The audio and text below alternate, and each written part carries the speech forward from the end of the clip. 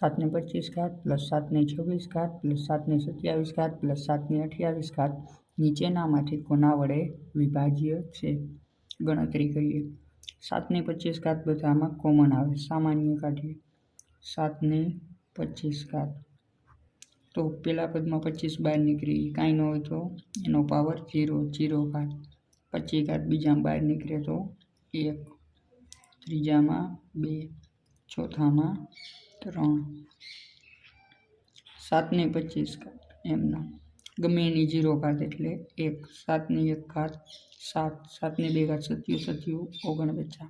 7 નો ઘન 343. 7 ને 25 ઘાત અને 343 ને ટોટલ આનો કેટલો આવ્યો? 400. તો કાં તો સંખ્યા 7 ને 25 વડે વિભાજ્ય, કાં તો 400 વડે.